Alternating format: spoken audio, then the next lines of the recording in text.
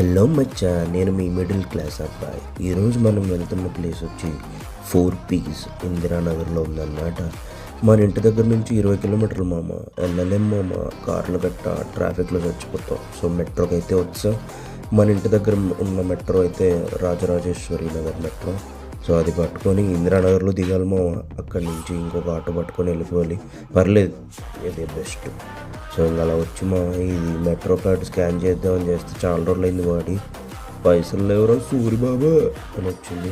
అలా వెళ్ళి రీఛార్జ్ చేసుకొని ఇంకా అలా స్టార్ట్ అయిపోయామ్మా. టేబుల్ అయితే 8ంటికి బుక్ చేసామ్మా. 8:05కి వెళ్ళినా కూడా టేబుల్ ఇవ్వడు మామ. చాలా బిజీ పంచాయతీ మరి అది. మెట్రోకి ఇంకా స్టార్ట్ అయిపోయాం, త్వరగా వెళ్ళిపోవాలి అని పరిగెత్తుతున్నాం మామ.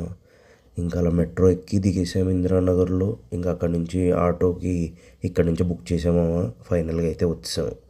ఇదే 4 Ps. చాలా బాగుంటుంది మామ ప్లేస్ అని విన్నాను. వర్త్ హైపా కాదా అని చూడాలి.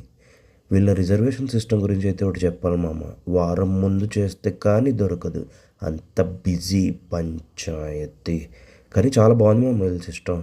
అరగంట ఖాళీ ఉన్న వేరే వాకిన్ వచ్చిన వాళ్ళకి ఇచ్చేస్తారు, కానీ అరగంట కూడా ఖాళీ ఉండదు. ఇంకా ఈ బోర్డులు అయితే చూడండి మామ, పాలేడు నుంచి వస్తుంది, పెరిగేడు నుంచి వస్తుంది అని మొత్తం బోర్డులు వేసి పడేసారు.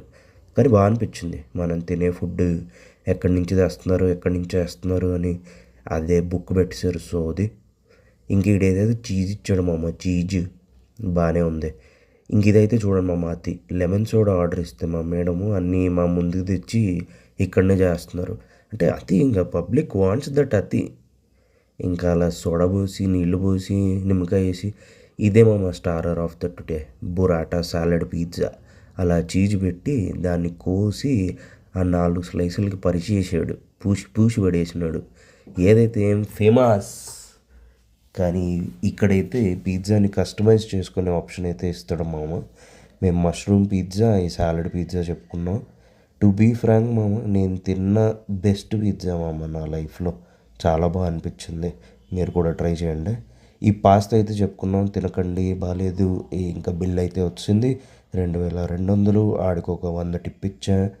ఇంకా మేడం అయితే రివ్యూ రాసేసారు, అది బాగుంది ఇది బాగుంది అయ్యో అయ్యో అని రివ్యూ రాసి పడేసారు. నిజంగా అయితే బాగుంది మామ, మీరు ట్రై చేయండి. ఇంకా మెట్రో పట్టుకున్నామా, ఇంటికి వెళ్ళిపోయామా, కొంచెం కూల్ పని మిగిలింది చేసామా, అండ్ మన ఖర్చులు రాసేసుకున్నామా. ఏదో బాగానే ఖర్చు అయింది మామ.